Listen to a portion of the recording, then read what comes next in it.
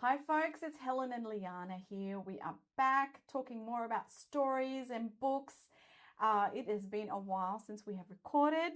We have had a very busy year. It's been quite big, and it's been quite, for me, there's been a lot on my plate. It's been a very stressful is one word, but I think that doesn't really explain. There's been a lot of stuff going on, but it's all good stuff. Like, you know, ultimately it's good stuff. It's been clearing the decks, we're sorting things out, and but we've been having fun along the way as well. Yes, we have. Yes. If you are following us on Facebook, you probably would have seen it created quite a stir. If not, go and find me there under Helen Rosenzweig. But Liana and I indulged in one of our other hobbies this year. Yeah, you want to tell them? We went to the New South Wales State Jigsaw Puzzle Competition, and that's a real thing. Yes, I've had a few people go, that's a thing. Yes, it is. It's very real. It's actually quite large. It was. Yep.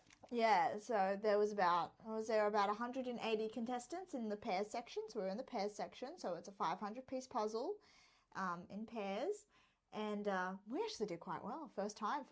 Yeah. We did, yes. So we placed 31st out of like 165 eligible New South Wales entrants. Yeah. Yes, and out of 165 teams. So that was a blast. That was so much fun. That was, yeah. It was fun. It was exciting. It was live streamed. They had cameras. They moved cameras around. Like, how cool was it?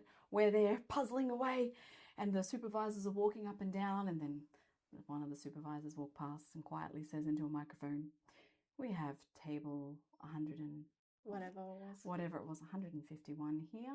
They've got about 30 pieces left. Can we get a camera down here? So we had an on-camera finish.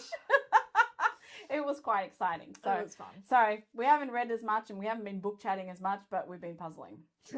Yeah, so that was fun. Yeah. And that was in Sydney, so that was good fun. You are, how's your reading year been going? I've been having a very interesting reading year. I finished quite well last year. I don't remember how many books I ended up 90. with. 91 or something. Or maybe I finished exactly on 90. And then I just started this year, and I went through the year and I just realized I have not been reading. So compared to my 90 last year, I've read 9 up until this point. Okay. We're in July, nearly August. Yep. Yep. Okay. Yep. That's been my year. Yep. Yeah. Sorry, I distracted you with puzzles. No, actually, she really wasn't reading much right from the beginning of the year. But yeah, I think you've done a little bit of rereading. Yeah, I have. So of my 9 books, 3 of them are first-time ones, but the other ones were I read one of my favorites, Sarah Sundin, World War II series again. I just finished that one. I've read some medieval. I've read quite a few of medievals this year, actually, out of my 9. So yeah. Yep. Yeah. All right then. So you've got 3 new ones. 3 new ones that I hadn't read before this year. So did you want to talk about them? I'll just give a brief mention to only one of them. Yep. I talked a lot last year about Denise Hunter. This one was a Denise Hunter one. It was the final one to one of the series. It was a trilogy. I actually don't remember what the series was called, but it was I think it was called Just a Kiss, and it was the 3rd one. It was a really good best friends to Morrow book. So they'd been friends a long time, and our one was right at the start of the year, and I haven't read any Denise Hunter since, actually. Yep. But yeah, that's about all I have to say about that one. But it was a really good one. Yeah, it was fun. In terms of the other ones I've read this year, 2 new ones. Laura Frantz, Courting Morrow Little. This is one of her very first books. It's her 2nd one. Yep. Yeah, so this one's a bit of an older one now. This one is it colonial America? Is that how you say it? Colonial America. I really, really enjoyed this one. So even though I haven't been reading that much, I finished this one in 24 hours. Yeah. I had to laugh at her. She'd been struggling most of the year going, oh, nothing's grabbing me. I think you tried a couple of books and not finished them. Yeah, I have. Yeah, and then she decided to go raid my Laura Frantz stash. And you know Laura Frantz is one of my favourite authors. and she pulled out this one. Yes. And then I laughed because every time I looked at her, her nose was just in it, and she just devoured it. So I really loved it. I had an interesting learning experience near the start about the Native Americans and their names, because I didn't know about that kind of stuff. the way they were named, because his name is Red Shirt, right? Red Shirt. Yep. His name is Red Shirt. Yep. I thought that was very amusing. Yep. Yeah, it was. But he was a really good guy. Yep. I have high respect for Red Shirt. This is not dual point of view, is it? Was it? No, it was. It was. Okay. I think it's her first book that wasn't. Okay. Yeah. Yep. So I did really love this one. Yep. And it was kind of sad because she lost most of her family, but there was Red Shirt. Yeah. It's a beautiful book. Yeah. It was. Yep. All right. Cool. Recommend. And then I got given a few books by my auntie. New authors, hadn't heard of them, hadn't read them, and so you guys may have heard of Tessa Afshar. Yes. So this is biblical, right? This is biblical Which you setting, haven't read. yeah. Yep. Which I hadn't read. In fact, I started reading this not knowing it was biblical. So I started reading it and I got to a point and I went, this isn't medieval. And so anyway, but it was really interesting to read the biblical because I went and I picked up a few names and I was like, where does this sit in the Bible? And I went and read passages that sort of related to the content in this. Which part of the Bible is this around? It's around, so we do meet Daniel in the book. Yeah. Okay, so Old Testament Daniel time. Yeah, but Okay. we see him near the end, and but it's mostly about one of the kings. He's not a major Bible story, but one of the kings and one of the wars going on between certain countries. I can't remember them now. But yeah, and it was a good book. Yeah. Not my favorite ever, but I think it was probably just because it was sort of Melanie Dickinson kind of vibes, like, kind of funny, some stuff going on, a lot of travel. I associate Melanie Dickinson with characters going traveling. Okay. So there was a lot of travel in this one because they had to get out of somewhere and rescue people. So yeah. So I think you were saying that there is a connected book to that and you wish you'd read it first? Yes. I didn't realize until I finished that the parents of the girl are actually the first book. And so their book comes before, and that one actually has a lot more to do with Daniel. Right, okay. Yeah. Okay. But the one thing about this book was it was interestingly really deep. Not deep, but there's something in the girl's past, and as we were finding out what it was, I was just like, that's awful. Right, okay. It was really like, wow, okay. So she had quite a tragic past, is it? It was kind of distressing. Right, okay, yep. But, characters overcoming stuff and things. Yep. And yeah. Okay. I think it was pretty good. Right. Cool. Might read the first one when I get a chance. Yep. Yeah. So. Right. Okay. I didn't clarify before, but this is just a general book chat.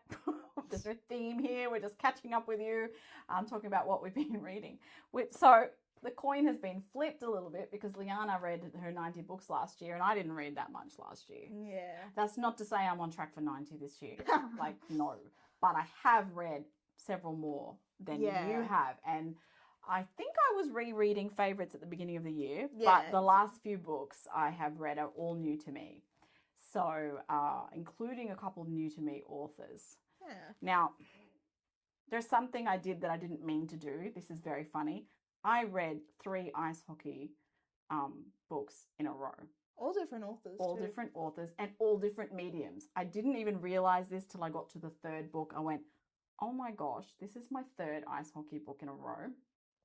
Yeah. And the first one I read on Kindle. The second one was an audio book. Now, I don't normally read audiobooks for fiction, but I've had a lot of neck and shoulder issues this year, a lot of stress, and I've been very tired. So I I didn't want to be holding a book. So I needed to find an audiobook. And so that happened to be ice hockey. And then my sister hands me a book and says, please read this. It was ice hockey again. So. Yeah. What about, you read My Merry Mistake earlier this year, didn't you? Was that this year? I thought that was last year. I think that was last year. Could have been. Yeah.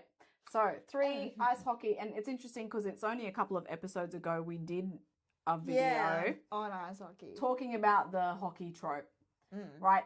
Excuse us here. We keep saying ice hockey. I think over in America they just call it hockey. But to us, hockey is on the grass with a wooden stick and like not skates.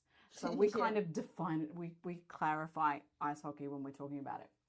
But so I wanted to quickly cover those 3 ice hockeys.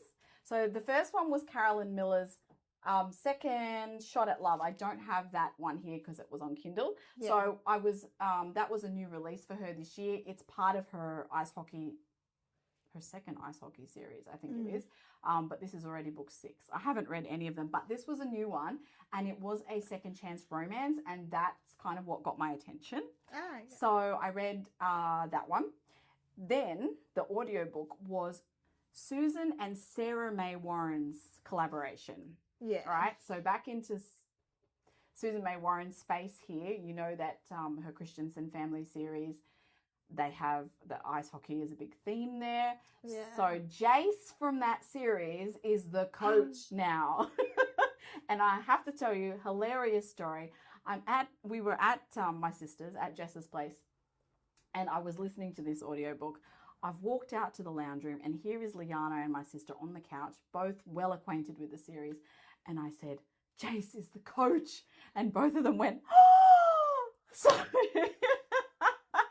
there's that series continuity. It is quite a few years down the track. So we don't see him a lot. But hey, for the Christensen family series, Lovers, and Jace is in this. So this was called the Not So Neutral Zone. Yeah. It is book 1 of a new series, which is the Blue Ox series. So the Blue Ox is that team that, what's his name? Owen and Max and Jace were playing on. So. But years later. I really love. How sad. It is. It's a bit sad. But anyway, it's. I loved that book. Yeah. That I mean, I don't know how much listening to it versus reading it had an impact on my experience. Yeah. But I really liked that book. The guy is really likable in there. Yeah. Do you think it had a effect for the better or for the worse? You know, I don't know. Because one of the reasons I don't normally listen to audiobooks for fiction, I've listened to plenty of nonfiction, is because I don't like the narrator's voice dictating what I'm imagining and hearing in my mind, right? True. So because this was dual point of view and first person point of view, they had a male narrator for Brody's chapters or scenes, and a female one for Chloe. Yeah. So I don't know. I listened to the sample first and I thought, yeah, okay, I can get on board with those voices. I think that's what dictated it for me to even try it. So, yeah, I really liked that one. I am looking forward to the next book in that series. However, actually, this will tell you. Sorry. I got so invested in the audio, I wanted to switch to reading. Right. Because I was so invested in the book, I wanted to immerse myself more fully in my own head. Yeah. And I was actually itching for the paperback to switch to reading, also so I could read it faster. Yeah. But I didn't. That's true. Yeah, I didn't. But that's the interesting thing that happened to me as I was listening to it. I was like, please give me the words. I want to just immerse myself and like really get through it quicker. Yeah. So that tells you anything. The third book, which I have over here. Okay. So a bit of preamble on this book. This is the first book in a new multi-author series, right? Yes. So collaboration.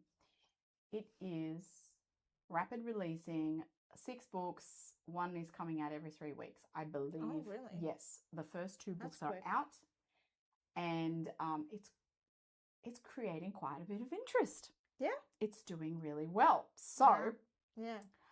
The reason we know about it also is because book 6 is by Jessica Wakefield. So that's my sister. So she handed me book 1 and she said, you have to read it. Yeah. Yeah. So it's called What If We Broke the Rules? Tara Grace Ericson. So book 1 in this new Heart of Nashville. So it is inspired by, I'm sorry, you probably heard that motorbike driving past. I don't have like a soundproof room. So this is book 1 in the Heart of Nashville series, which is loosely based on the TV show Friends. Oh, wow. I hadn't heard that then. Yes. So it is I'm just sorry, there might be another motorbike. No. No, just a noisy car. All right. So you may not have even heard it. Anyway, yes, so there are several friends that meet together every week at this coffee shop in Nashville. So the strong music themes, like a couple of them are musicians and things like that. It's loosely based on that. So that's pretty cool. Yeah. And this one happened to be ice hockey. So he's not part of that group. So his name is Pierce. Lindsay is the heroine. She's part of that friends like group that hang out, right? She's a physiotherapist. He gets injured. She's put on his case. So what I'm wondering is, so this group of friends, they have males and females in this group of friends, and there's 6 of them. I think there's 6 of them. Yes.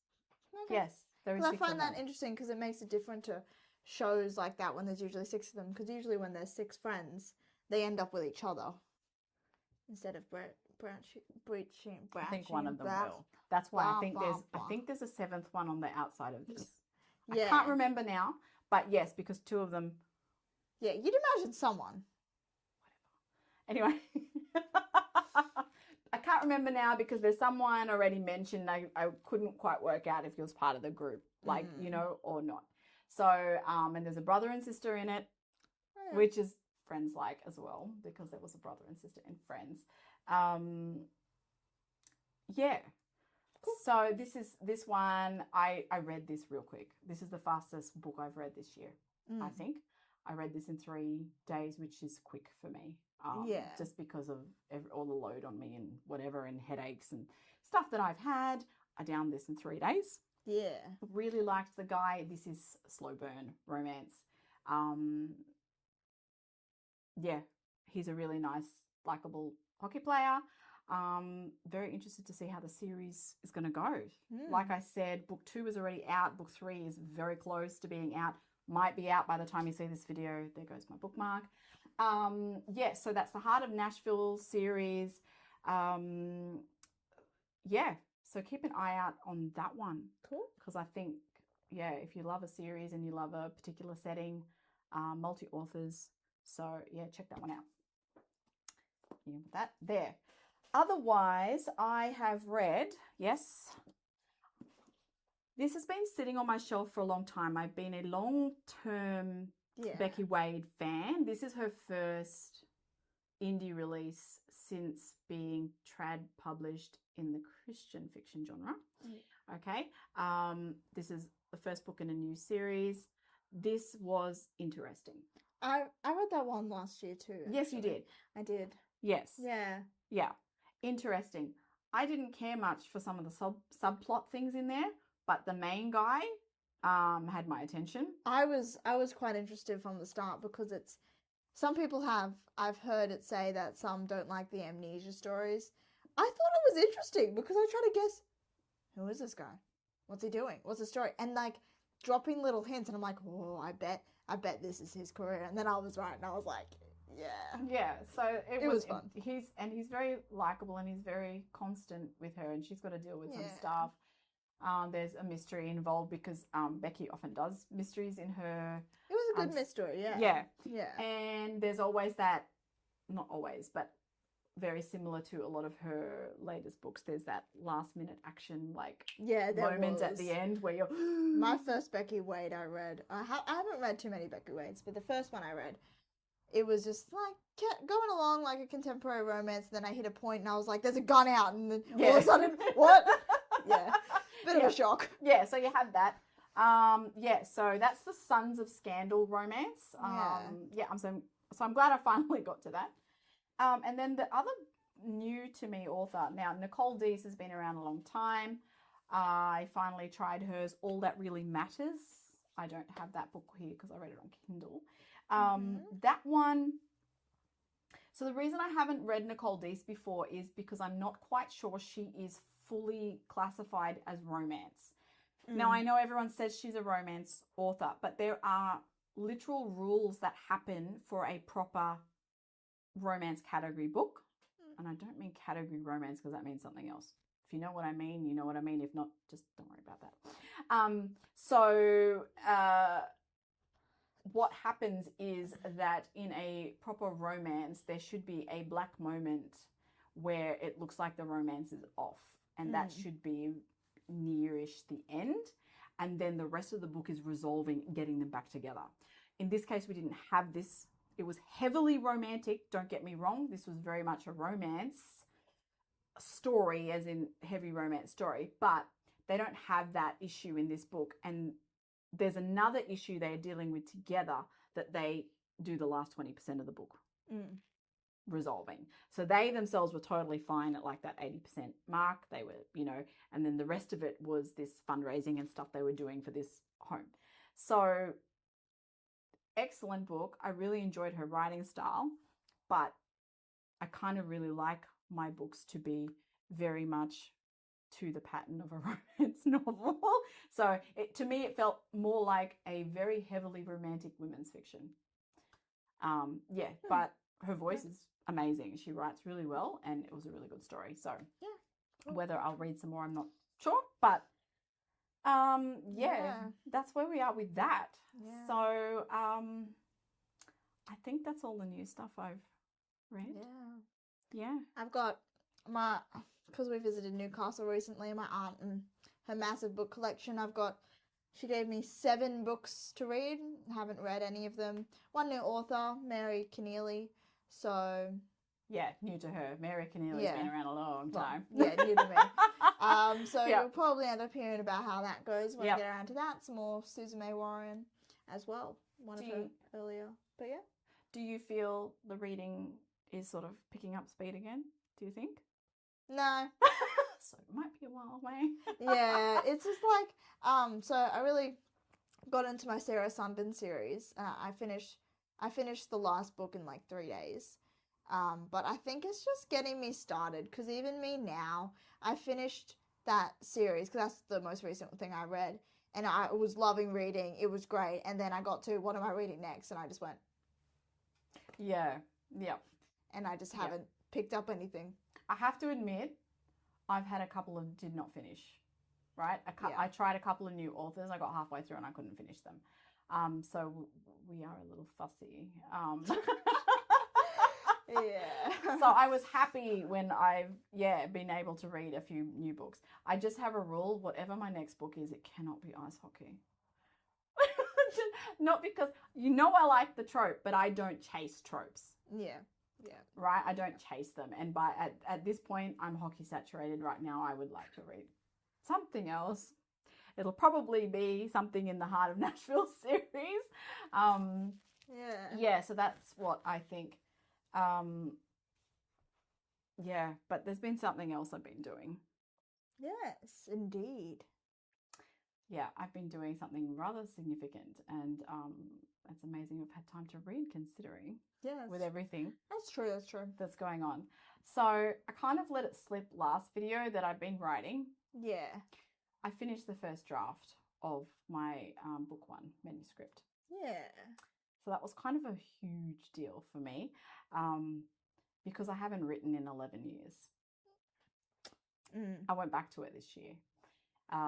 The book the series I was working on, 11 to 14 years ago, I was working on it, right? So I was working on it for a few years. I had 2 young children. I was a single mom, and I just felt God asking me to put it away. I was also editing at that point. But God asked me to put it away. And I was trusting him that it wasn't permanent because it didn't feel like he was telling me forever. It was just for now. Yeah. And, you know, there was good reasons for that. And also because my own romance was about to start and he wanted me fully present for that. So, but this year, despite everything going on, I felt the door open to that and I sat down and I have written book 1, the first draft. So, yeah, we are a long way away from a book on the shelf, but yeah, we are in progress. So, yeah, that's a lot of the reason we've been quiet as well, because my creative energies have been directed elsewhere. Yeah, and I've got a lot of work ahead of me, but it's okay because I'm having the time of my life. Yeah. So it's great that God's not now doesn't mean not ever. So yeah. All right. Well, any closing thoughts? I don't think so. No. So we'll be back again when we have something else to share with you. Let us know if you have recommendations for stuff we might like to read, any new things. But yeah, check the show notes as well for details on the books that we've mentioned, including that new Heart of Nashville series. And we will catch you in the next episode.